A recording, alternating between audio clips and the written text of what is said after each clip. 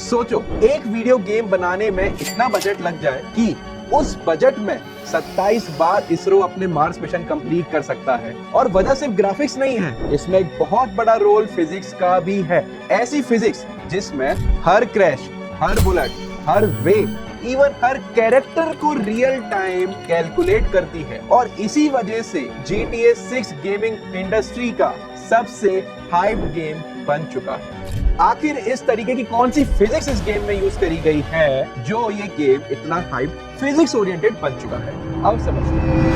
जैसे mass, velocity, force, torque, reflection, refraction, water drag force, एक एक फिनोमेना के बारे में अभी हम समझेंगे, ताकि जब आप इस गेम को खेल रहे हो तो आपको मेरी कही हुई बात याद आ जाए कि हाँ, इस पोर्शन में तो रियल टाइम फिजिक्स यूज हो रही है। तुम GTA 6 में 150 किलोमीटर पर आवर की स्पीड से एक स्पोर्ट्स कार चला रहे हो और ऑब्वियसली तुम उसे ठोकोगे, और जिस पॉइंट ऑफ कांटेक्ट पे तुम उसका कोलिजन करा रहे हो वो गाड़ी ठीक उसी तरीके से डिफॉर्म होगी, यानी कि यहाँ पे पॉइंट ऑफ कोलिजन का फोर्स का रोल प्ले हो रहा है। ठीक वैसे ही जैसे अगर तुम उसी गाड़ी को अगर एक शार्प टर्न लेते हो और गाड़ी की स्पीड धीमे नहीं करते, तो यहाँ एंगुलर मोमेंटम गाड़ी का डिसाइड करेगा कि तुम्हारी गाड़ी स्केट होगी। स्केट क्यों होगी? Because of friction. तो एंगुलर मोमेंटम, सेंट्रीपिटल फोर्स सब कुछ डिसाइड करेगा यहाँ पे।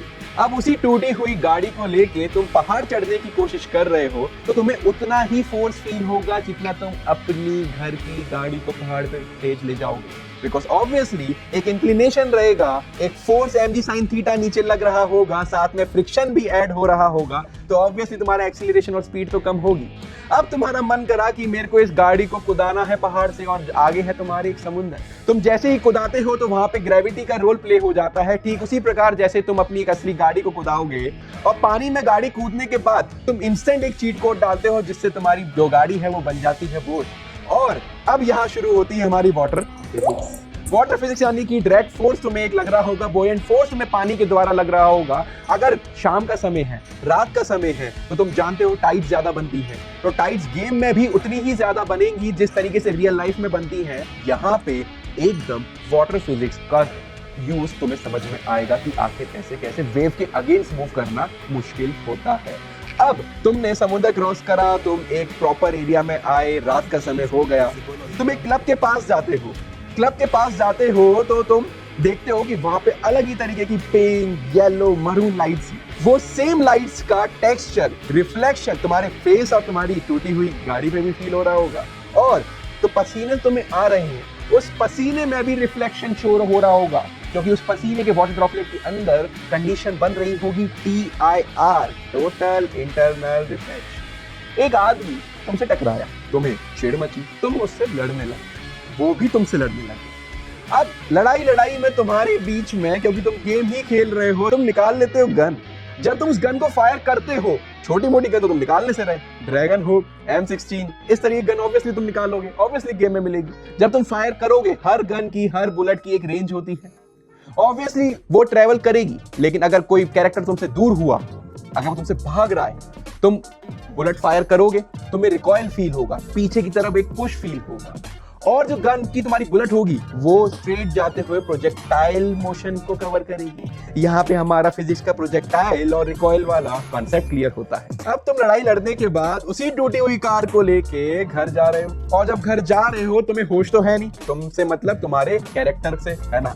तो तुम रास्ते में एक आदमी को ठोक देते हो। अब यहाँ रोल प्ले होता है NPCs में AI इनबिल्ट जो हुआ है उसकी फिजिक्स का। अगर वो आदमी पतला हुआ तो वो प्रोजेक्टाइल को फॉलो करेगा, यानी शाइन करते हुए नीचे गिरेगा, और अगर वो मोटा हुआ तो फिर वो घसीटता हुआ नीचे जाएगा, क्योंकि यहाँ पे वेट रोल प्ले कर रहा है। तो इससे तुम्हें समझ आया, अगर तुम गेम में ज्यादा खाना खाओगे तो मोटे हो जाओगे, और ठीक उसी इंसान की तरह जो घसीटते हुए गया, क्या पता अगली बार तुम्हें भी कोई उसी तरीके से टक्कर मारे और तुम भी घसीटते हुए दिखाई दो। अब जितनी फिजिक्स मैंने तुम लोगों को यहाँ समझाई है, ये पूरी की पूरी फिजिक्स GTA के रॉकस्टार द्वारा रेज इंजन के ऊपर बनी हुई है। रेज इंजन यानी कि रॉकस्टार एडवांस गेमिंग इंजन। जितनी फिजिक्स तुम्हें इस पूरे गेम में रियल लाइफ एप्लीकेशन के थ्रू होती हुई दिखाई दे रही है, वो सब कुछ इस इंजन के थ्रू ही हो रहा है। और ये इंजन प्रॉपर इस GTA 6 के लिए ही बना है, जहां पे तुम्हारी पूरी की पूरी फिजिक्स अप्लाई हो रही है। GTA 6 में जिस तरीके से मैंने फिजिक्स को डिकोड करा है, अगर चाहते हो कि और भी अलग अलग टॉपिक्स पे मैं फिजिक्स को डिकोड करूं, तो मैं समझने में मजे आए और समझने में मजे इस बात पे भी आए कि फिजिक्स कहां कहां किस तरीके से अप्लाई हो रही है, तो कमेंट करो उन टॉपिक्स का नाम और कमेंट करो कि वीडियो कैसा लगा, ताकि मैं और वीडियोस बना सकूं। और मैंने नोटिस करा कि तुम में से बहुत सारे बच्चे सब्सक्राइब नहीं करते इस चैनल को। सब्सक्राइब करो, मोटिवेशन बना रहेगा, तो ऐसे ऐसे वीडियोस मिलेंगे जिस पे तुमने सोचा भी नहीं होगा। तो मिलते हैं अगले वीडियो में, तब तक के लिए bye bye bye bye bye bye.